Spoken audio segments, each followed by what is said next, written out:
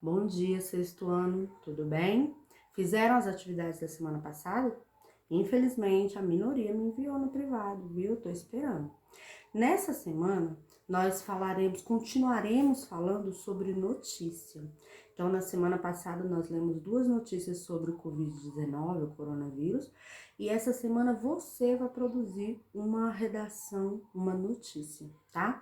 Depois disso, nós leremos os contos, lendas, causos, né? Então, os mais velhos gostam muito de contar causo, e na proposta dessa semana, você vai conversar com alguém da sua família e me contar um caos. Vamos lá? Bom, então, como eu falei para vocês, nós vamos continuar nossos estudos sobre o gênero notícia. Na semana passada, vocês leram notícias e fizeram a interpretação sobre ela. Aí, agora eu fiz esse mini cartaz aqui só para a gente recapitular. Então, notícia. O que é uma notícia? A notícia é o texto informativo sobre um tema atual, né? Então, a notícia não vai ser sobre o descobrimento do Brasil, porque já é passado, ou algum fato, algum acontecimento real, tá? Porque senão vira fake news e a gente vai ver fake news num outro momento, viu? Então, nesse momento, nós vamos falar e fazer notícias reais, tá? Aí, para quem? Então, para quem é a notícia? Quem lê ou quem assiste a notícia? Para todos que desejam se manter informados sobre os mais diversos temas da atualidade. Então, nessa aula de hoje, vocês vão produzir uma notícia. Para quem? Para quem quer se manter informado. No caso, pelo menos para a professora e seus colegas, ou a professora e seus familiares. Então, é preciso a gente pensar no para quem para decidir o tipo de linguagem. Então, se eu vou escrever um texto para cientistas renomados, eu preciso de um vocabulário. Se eu vou escrever um texto para crianças do quarto ano, eu preciso de outro tipo de vocabulário. Então, sempre que nós vamos produzir um texto, é importante pensar para quem é esse texto. Quem eu quero que leia esse texto? Qual é o meu público? Porque isso vai determinar a linguagem, tá? Relembrando, notícia é um texto informativo. O que é uma coisa informativa? É aquela que dá uma informação, sem dizer se eu gosto ou se eu não gosto, se eu concordo ou se eu não concordo. Ela só dá a informação. Então, é igual o meu relógio, ele dá a informação, 10h28. Não interessa se o relógio gosta da hora ou não. É igual uma placa de trânsito. Vire à direita, vire à esquerda. Ela dá uma informação. Não interessa se ela gosta ou não daquele lugar, daquela direção que eu vou tomar. Do mesmo jeito, nós vamos produzir textos informativos e não textos de opinião. Então, não deve aparecer a nossa opinião. Lá no meu texto informativo não vai aparecer, eu acho que o coronavírus é ruim, eu gosto da vacina. Não, não interessa a minha opinião. Vou dar fatos. Aí, a primeira folha que nós vamos trabalhar é essa daqui. Então, componente curricular, língua portuguesa. Tema, conhecimento, produção de texto, no caso, notícia. Então, o que eu espero? Quais são as habilidades que eu espero que vocês desenvolvam com esse texto? Produzir textos em diferentes gêneros, de acordo com o objetivo do texto, quer dizer, para que é esse texto, de acordo com o público do texto, com as características linguísticas do texto. Revisar e editar o texto. O que é editar? Ah, então é no computador, é num aplicativo? Não, editar quer dizer corrigir, organizar, sintetizar, deixar bonitinho, pronto para exibir, tá? Então é isso que nós vamos fazer. Aí, olha, produção de texto. Vocês podem imprimir essa folha, né? Como eu já disse na semana passada, e aí você lê com calma. Ou lê do celular da mãe, do computador, enfim, do jeito que vocês têm feito, tá? Produção de texto. Depois de estudarmos o gênero textual notícias, chegou a hora de você produzir o seu texto. Então, já sabe que você vai produzir uma notícia hoje. Aí, eu coloquei aqui umas dicas para você produzir esse texto. O que eu tenho que fazer para produzir esse texto? E aí entra aqui aquilo que eu sempre falo na aula: sigam a sequência, sigam o passo a passo do que eu propus. Então, a primeira coisa que eu proponho antes de começar a fazer o dever, ver o vídeo. Pronto, veja o vídeo. Aí assim você não precisa perguntar se é para copiar, se é para desenhar, se pode responder na folha, porque você viu o vídeo e lá tá falando. Segunda coisa, leia tudo, passo a passo, antes de começar a responder. Tem gente que já vai direto querendo responder se tem lido. Então, tem que seguir a receitinha aqui, direitinho. É igual uma receita de bolo. Eu posso ter todos os ingredientes, mas se eu colocar na ordem errada, meu bolo não presta, né? Então, sigam a receitinha. Primeira coisa, para produzir uma notícia. Eu vou fazer uma notícia. O tema é, no nosso caso, Covid-19, o coronavírus. A primeira coisa que tem que acontecer é dominar o assunto. O que é dominar o assunto, gente? É saber muito sobre o assunto. E não assim, eu acho que é isso, eu acho que é aquilo. Eu tenho que saber sobre o assunto. Aí eu ainda coloquei aqui a perguntinha, ó. Como dominar o assunto? Professor, e como é que eu vou dominar o assunto? Eu não sou cientista, eu não sou, né, médico, eu não sou... Como é que a gente domina o assunto? Não é para dominar a doença, gente. É para dominar o tema, o assunto. E como é que eu faço isso? Vendo o jornal, lendo, né? Então vai lá nos sites e dá uma lida, a internet só fala nisso.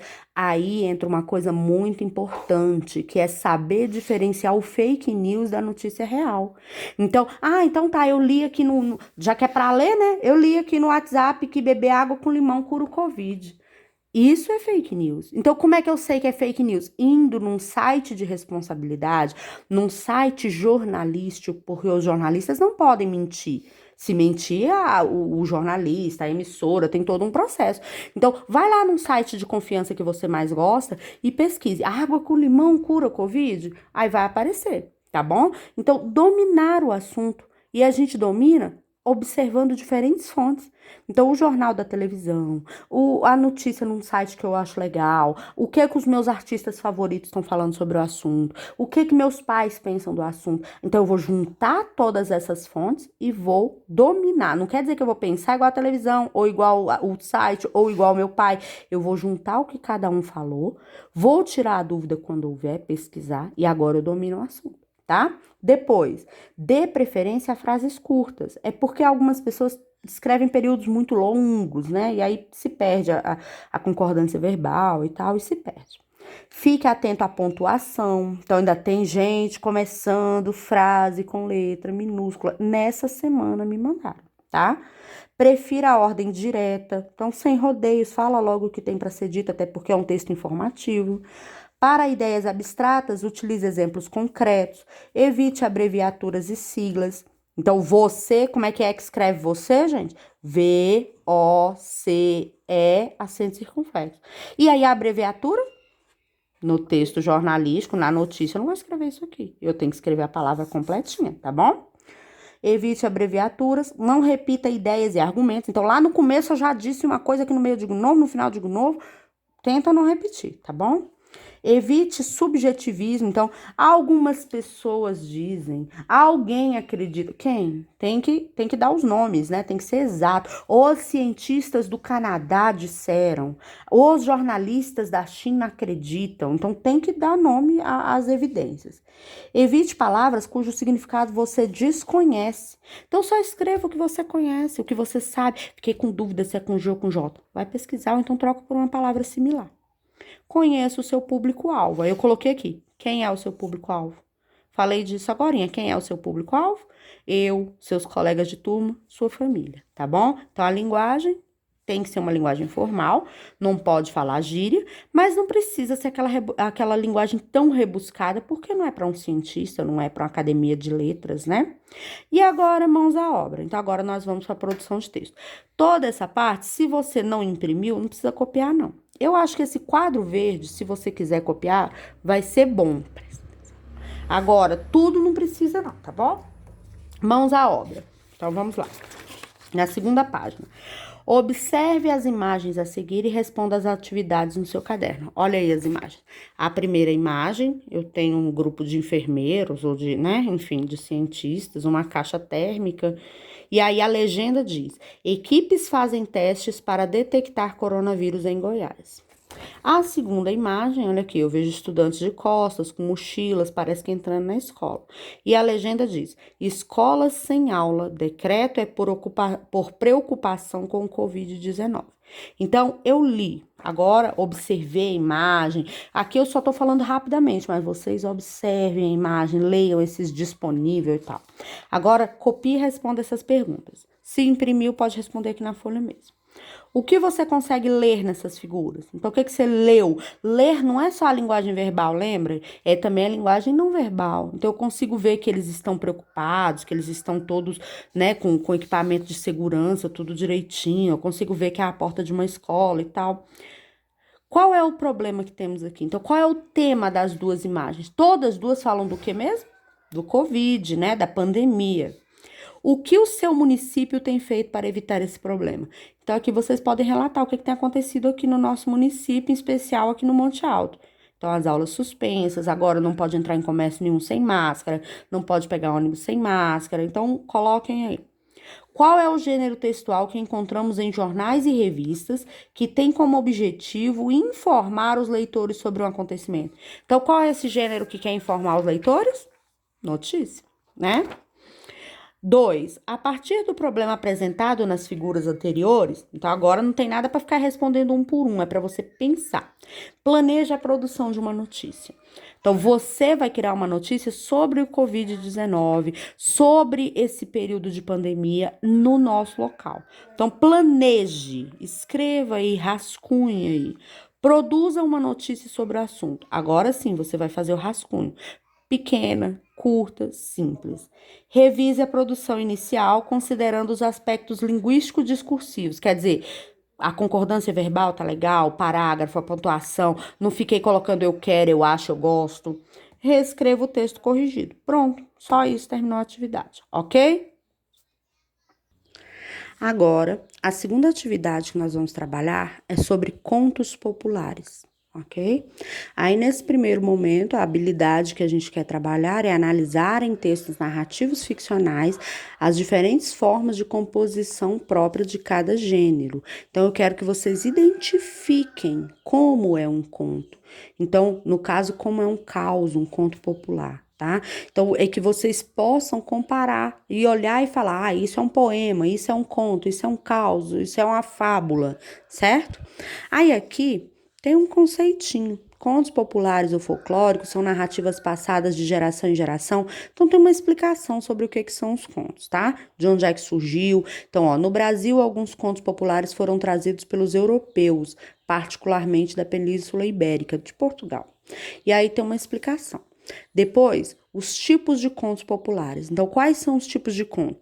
Contos de encantamento, contos de animais, contos de exemplo, contos religiosos, causos, contos de anedotas facécias, contos de mistério. Então, hoje trabalharemos com causo. Mas o que são causos? Os causos são histórias cobertas de fantasia, nas quais se misturam elementos míticos e lendários, contadas, sobretudo, pelos pescadores, tropeiros, vaqueiros, peões de fazendas e caçadores, extraordinários contadores de causos.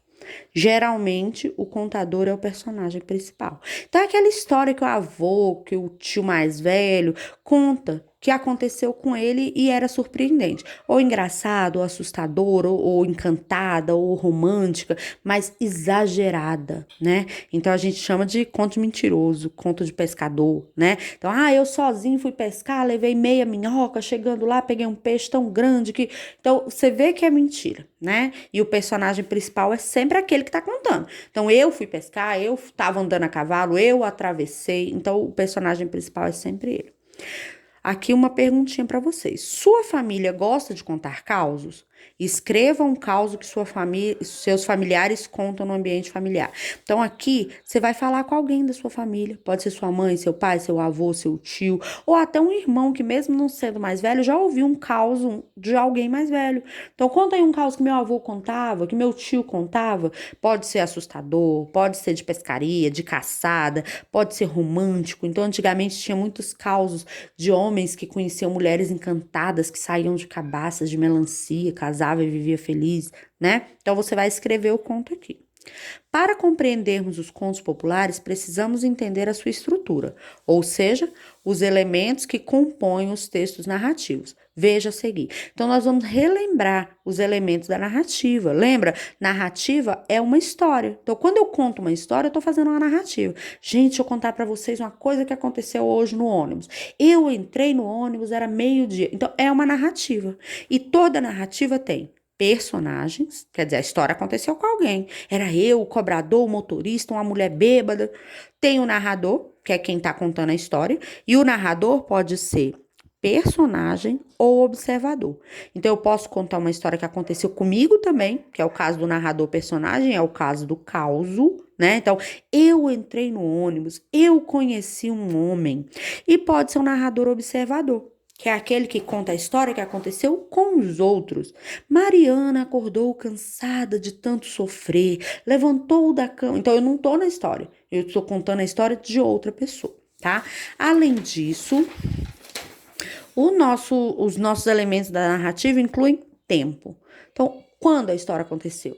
Algumas vezes o tempo dá para ser identificado, é o tempo cronológico. Então, por exemplo, eu vou contar para vocês a história do dia que eu conheci o grande amor da minha vida. Era primavera, dia 16 de outubro, eu tinha 15 anos, então dá para identificar.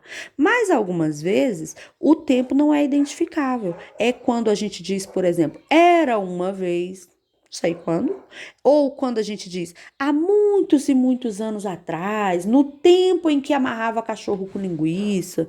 Então eu não determino, não digo o dia, o mês e o ano.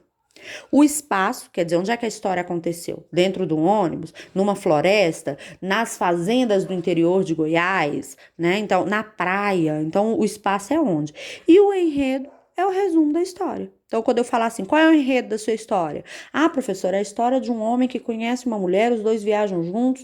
Então, é um resumão da história, tá bom? Agora, texto 1, para resolver a atividade, agora e atrás vocês escreveram um caos da família de vocês, um conto popular. Qual a diferença entre caos e conto popular? O caos é oral, é só de voz. Então, meu avô, minha avó nem sabia escrever e contava caos. Era guardado na cabeça e eles contavam oralmente. Era uma vez, não sei o quê.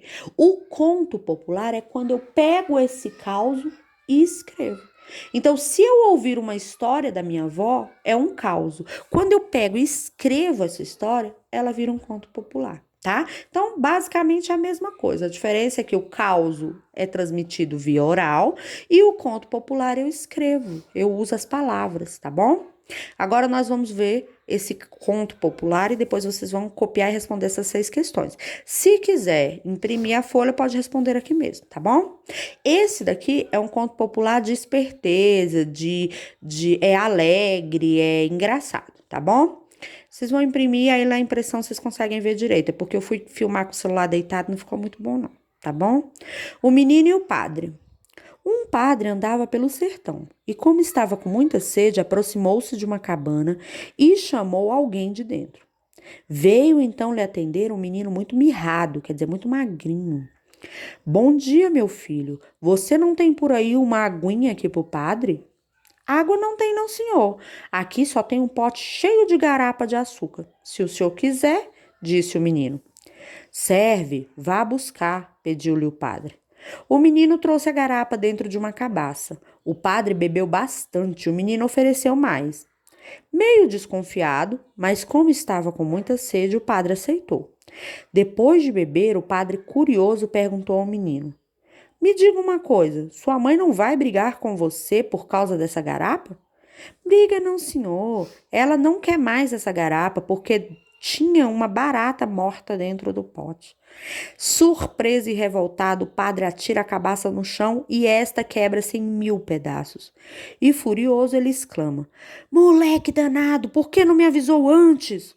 O menino olhou desesperado para o padre e então disse em tom de lamento: Agora sim eu vou levar uma surra das grandes. O senhor acaba de quebrar a cabacinha de vovó fazer xixi dentro. Então, esse é um conto popular engraçado. E uma das características do conto popular é não ter autor definido, né? Então, como ela foi passada de boca em boca por gerações e gerações, ninguém sabe quem criou. Aí o que nós temos aqui é postado por Ana Bárbara, Graziella e Elis. Temos quem escreveu. Então, por exemplo, a minha avó vai me contar um conto que a avó dela contou para ela, que a bisavó da avó contou, e eu escrevi. Eu sou a autora do conto? Não, eu sou só quem colocou no papel, tá bom? Aí vocês vão copiar e responder essas questões de 1 a 6. Sabemos que os contos são pequenas narrativas com vários personagens que contêm início, meio e fim. Cite os personagens que fazem parte desse conto. Então, desse daqui tem 2, quem eram? 2. Como você avalia a atitude do menino quando o padre lhe pediu água? Ele agiu certo ou não? Justifique. O que é justificar? Explicar. Então, eu acho que o menino foi errado, ele agiu errado, por isso e isso. Ou, ele agiu certo. Então, tem que explicar, tá bom? 3. Que tipo de narrador predomina nesse conto? Justifique. Lembra dos 2 narradores? O observador e o personagem? O narrador-personagem conta a história que aconteceu com ele. O narrador-observador conta a história que aconteceu com os outros. O narrador, quem está contando essa história, está no meio dela? Foi o menino ou o padre que está contando essa história? Se foi, era um narrador personagem. Agora, se nem era o menino, nem era o padre, é narrador-observador, tá bom? Na expressão menino muito mirrado, no segundo parágrafo, o autor quis dizer que menino, o que é mirrado mesmo? Então, se não lembram, se não ouviram, volta o vídeo, ou então vai lá no dicionário e pesquisa o que é mirrado, tá bom? 6. Neste conto, há a predominância do sinal de pontuação travessão. Retire do texto uma frase com travessão e explique quando usamos esse sinal na escrita. Então, volta aqui no texto, copie uma frase com travessão. Por exemplo, essa daqui, ó. Serve, vá buscar, pediu-lhe o padre. Copie ela aqui. E aí explica para que a gente usa o travessão, ok? Entenderam? Terminou, tira foto e envia para mim, tá bom? Boa semana, beijo e até mais.